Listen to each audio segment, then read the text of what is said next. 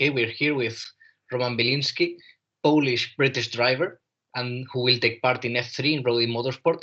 Roman, how are you? I'm very good, thank you. Very good. And thank you for having the time to have me on. Firstly, for people who don't know you, how would you describe yourself? Well, like you said, I'm Roman, I'm 20. I'm going to be racing this year in Formula 3 with Rodin Motorsport, which is an incredible opportunity. So I'm very excited for that. And yeah, Of course, as every driver, you got there in some way. How did you get into motorsport? so of course, as most, you start in karting, but I guess I had the love for motorsport from a very, very young age. My father was into cars, as most fathers are. My mum also worked in Formula One and motorsport, so I kind of had it around me as a kid. But yeah, I just got the lucky opportunity to go karting one day, and it just all started from there. What's your first memory of you in a car or you with cars? Gosh, my first time in a go-kart was at a track called Shennington, I believe. And I just remember going around this track and it was damp. It was not full dry, not full wet, but was on slicks. And I just absolutely loved it. Sliding a go-kart around at such a young age. And I just knew I had to do this. What's the best memory you have on karting? Is it your first one, the best one? Um, I would say part of it, yes, because if I never had that, I wouldn't be in the situation I am now. But then there's also good memories, winning championships and things like this. But no, the first one is it's a very nice memory. How do you think karting prepares you for the single seaters? I think karting is very, very important for the driving, but also I think it's very important to learn about motorsport. I think you learn so much in karting that you need a manager, you need to be around the correct people. And the earlier you can learn this, it becomes super important when you get to Formula 4, Formula Regional, Formula 3. So if you can be in a good team, be around good people in karting, you're gonna progress a lot quicker for when you get to F4. And I'm also interested in, do you learn anything about the technical part of the karts during karting, or is it more in advanced stages? So, I mean, it builds up every category, So when you go from karting to F4, there's a big step, and then again F4 to regional, regional to F3. Um, Yes, you do learn, but there's limited things you can learn. There's limited data in karting. You don't have the data you have when you get to single seaters. But for sure, there's technical aspects and all of these things, but it's a lot more what you feel. Whereas when you get to the single seaters, there's big briefings, meetings, everything like this, which you don't have as much in karting. Do you think in order to be a good driver, you need to understand the physics and the technicals about the vehicle?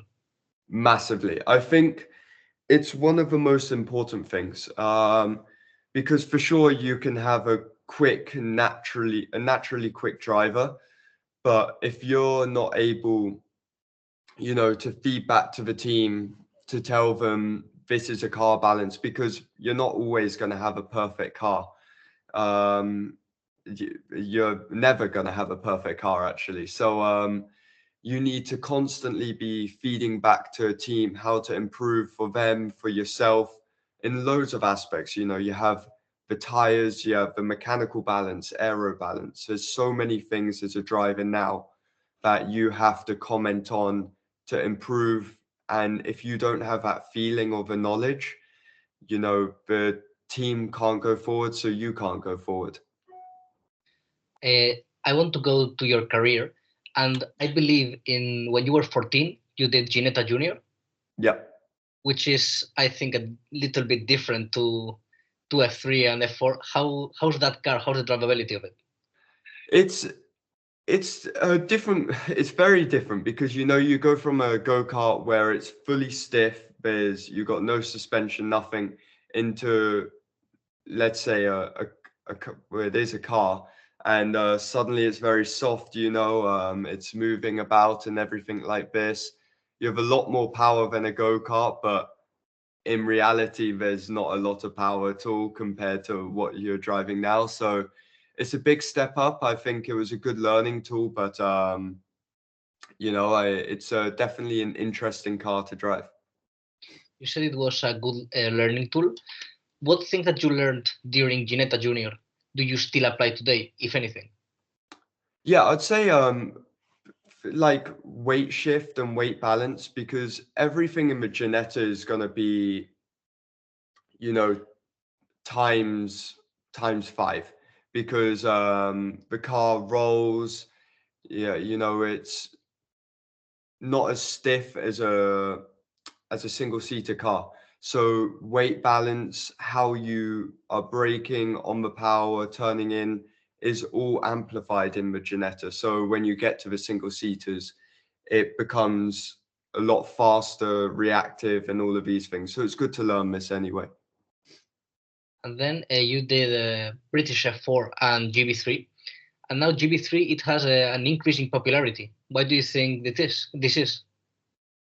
I mean, GB3 for me was one of my favorite championships. I thought it was a very, very good championship. The car, when I drove it, was fantastic. It's an amazing car to drive. I think, it's gaining more and more because the car is becoming even better every single time. They're updating that car constantly, and now for this year the car looks absolutely incredible. It's lighter, it's got more power, more aero, so it's becoming a good step to go to before Formula 3. They're going to more tracks in Europe as well. So I think it becomes more championship where people think, okay, this could be a good step. So yeah, definitely. So you've driven in GB3, British F4, Formula Regional of Oceania. What do you think prepared you the most? Which category do you think prepared you the most for F3? Um, I'd say the Oceania Championship, because the thing that there is in Oceania, there's so much. Uh, how can you, there's so much learning. You have to adapt so much. There's every session, there's a new condition, whether it be rain, dry, super windy, or nothing at all. You're always adapting, and you're adapting to tracks where they are old school tracks. They're very bumpy. You have to be perfect. Um, and it's difficult. So yeah, I think constantly having to adapt, and you go into F3, a championship where you need this. I think that's going to be a very good stepping stone for F3. Before talking about Formula Regional Oceania more in depth, I want to ask you, what's the most fun condition to drive in? For me personally, I would say when it's going from wet to dry and it's damp and you're on slicks. It's just between a wet tire and a slick tire, and you make the risk to go on a slick tire. Um, and it's going to be really slow at the start of a session, but at the end of the session, you're going to get one lap and you have to perform. And if you make a single mistake, you go offline, this much, that yeah, it's going to be very costly. I think these are the best conditions and they're so fun to drive in. And what about the worst? Um, The worst, I mean, that you're actually allowed to drive in, I would say, oh gosh, when it's super windy, um, you know, if you're in slicks and I mean, is super, super high winds, it's just so difficult to predict, what's going to happen because you can get a big gust of wind that hits the rear of the car and suddenly you just lose everything going on to the entry of the corner. So wind is just, it's annoying because you can't always predict when there's going to be a gust of wind, but I guess it plays a nice challenge.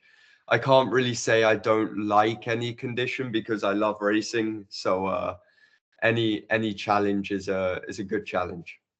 You said that with a lot of wind, it's pretty challenging. Has anyone ever taught you to drive in wind, or is it just trial and error? So, I mean, yeah, definitely you're taught how to drive, how you have to change if you have a headwind, crosswind, tailwind, and this is okay. It's more challenging when if it's a constant amount, and then suddenly a big blow of air happens and it catches you off guard. This you can't really predict. You just have to deal with it in the moment. Which I had, for example, I was testing at Silverstone a couple months ago, and it was very, very windy, and so that made it difficult. But no, it's a fun to drive. And moving on to Formula Regional Oceania, that I think you're wishing to talk about this. You obviously won the championship. How was it? How did you feel? Yeah, I mean, it was incredible to win the championship. A lot of hard work went into it, but it was very difficult. 5 weeks in a row, and I think it was a good confidence boost for me, then going into the regional championship afterwards. So I was extremely happy, and I just can't thank the team M2 enough, my parents, and my sponsors for bringing me out there. And there was a lot of interesting drivers, such as Gerard Shee, with which he will drive in F3 next season. Then Christian Mansell, he started the championship, although I think he didn't finish. How was it driving with these drivers that are some of them one category above, and some that you will drive this year? I think it's good, because I think Christian showed himself. I believe he finished fourth in the F3 championship. He did finish fourth, I believe, last year. And if I'm showing myself to do well against a very good driver like Christian, I think it looks good on me. So he's good to learn off. Yeah, I'm also good friends with him, so it was nice. But yeah, I think it shows that I did a good job, and I'm happy that I was able to beat these drivers that show they are also very good. So no, I was very happy. Now looking forward to 2025, I guess that this is just one of the first steps in your ultimate dream, which I guess it's F1. But if not, what is your ultimate dream? The ultimate dream's to be F1 world champion. I don't just want to get to F1. I want to be there and I want to be a champion. I don't want to just drive around finishing P15. I want to become champion. So now the first step is probably F3, a new team, Rodin, new circuits. How do you feel about the new team? Very, very happy. I couldn't be more happy that I'm with Rodin, to be honest. I went to the team a few months ago, and I broke my back earlier in the year in 2024, and Rodin gave me the opportunity to drive for them, which not many teams would do. And I'm very thankful for that, and I will always remember that. And I went to the team, and it just felt like home. Everyone's working so hard, everyone's so good together. I really believe we can develop a lot in this new year with a new car. So I'm very, very excited, and I just can't wait to get started. of course, new championship, new circuits. Which circuit are you looking forward the most of driving in? I'm very excited for firstly the two I haven't been to, Melbourne and Bahrain. Um, because first, without the driving, I'm very excited just, to go to the countries to see everything. But of course, for driving, the track looks incredible. Of course, Monaco is going to be very exciting as well. It's going to be a massive mental task driving in the streets. But, every track I can't wait to drive. I think, I've got an incredible opportunity as a 20-year-old to be driving Formula 3 cars. So, I can't go to any track and say, oh, I don't really want to drive here. I'm very lucky to be doing what I'm doing. So every track I'm very excited for. You did a few tests with Rodin. How did that feel? How did the car feel? What feedback did they give to you? The car is unbelievable. It's so much faster than I thought it was. I knew there was going to be a step. I didn't realize it was going to be that big of a step. So it was very, very nice to get some more downforce, some more power.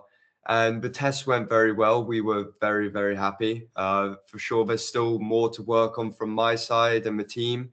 But, that's motorsport. Everyone's always pushing. The team were happy with me as well. So I guess we're in a good place. But like I just said, we need to keep pushing. There's lots of other teams and lots of fantastic drivers that we need to beat. So, you can't stop training.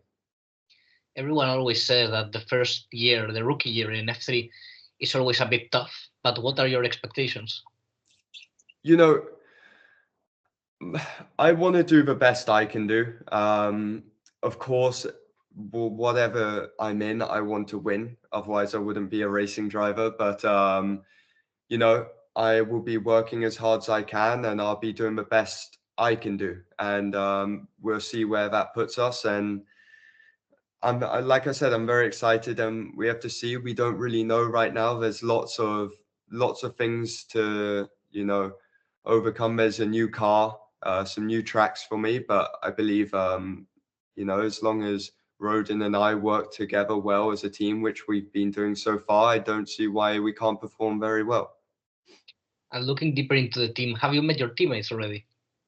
Yes. I've been testing with Callum and Louis. We all get on very well. They're very nice guys. They're very quick. So I think it's good because we can all push each other and push the team forward If you could wish something for this next season, what would it be? to win. And now moving on a bit into more of a personal side of Roman Bilinski. I don't know if you're familiar with the lack of support that the Polish drivers are experiencing. There was a bit of, well, a lot of news actually about that. What do you think about that?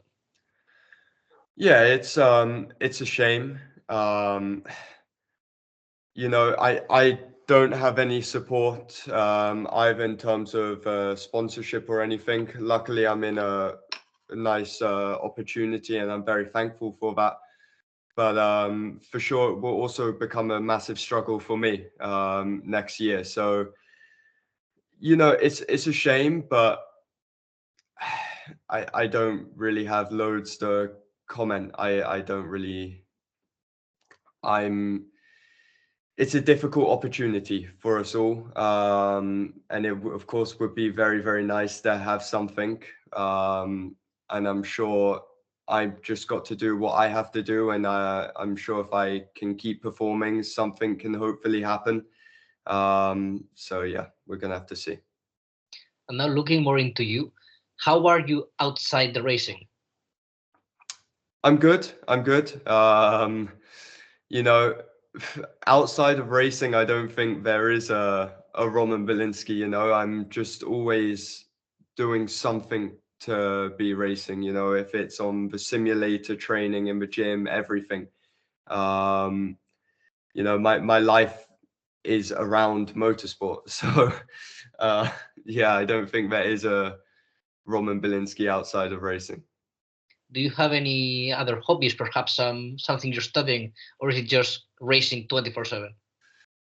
Um, yeah, I mean, definitely. I quite like tennis. I'm quite into tennis, golf, and all of these things, but the time for those is not enough. It's usually always motorsport. So if I'm not here, I'll be flying somewhere in the world testing or on the simulator, so it's always crazy busy with the motorsport. How's an average motorsport day for you? So usually, of course, waking up, eating straight on the simulator, um, working, with your engineer or people like this, your coach. Then you'll get to training in the gym, plus like a recovery session, getting back for lunch. Then there'll be more sim training. You could have some other work to do that is racing related. Say it could be filling out debrief forms of the last test or what's coming up in the next test. It's all a bit random, but there's always, let's say, your main in the gym, in the simulator, or actual testing, so you never know with motorsport. Do you have any idol? Yes, I'd say current Lewis Hamilton, I look up to massively, and also Robert Kubica. I think he's an incredible inspiration, and definitely someone I looked up to a lot more in this last year, especially he had a massive accident, and he was a incredible driver, if not one of the best. Um, and how he came back from that, he came back into Formula One and to perform and be an incredible driver after that, and a person is something super inspiring to me. So I definitely look up to these two. And earlier on, I asked you about your best memory in karting. Do you have any best memory in motorsport in general?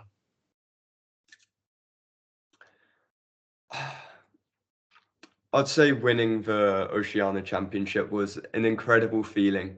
Um, this was so much hard work had gone into it, and it just meant so much to me, my family, the people that helped me get me there. It was a incredible feeling. So I'd say this. And now to finish off, firstly, a message for all the fans that will be watching you this year. So I just want to say thank you very much for all your support, and honestly, I can't tell you how much it all means to me. It's something very special, and all of you keep me motivated to keep giving the 110% that I can give. And I hope to see you all at a track sometime this year. And thank you very, very much for all the support. And to finish off, now I want you to think the best piece of advice you've ever received. The best piece of advice. I'd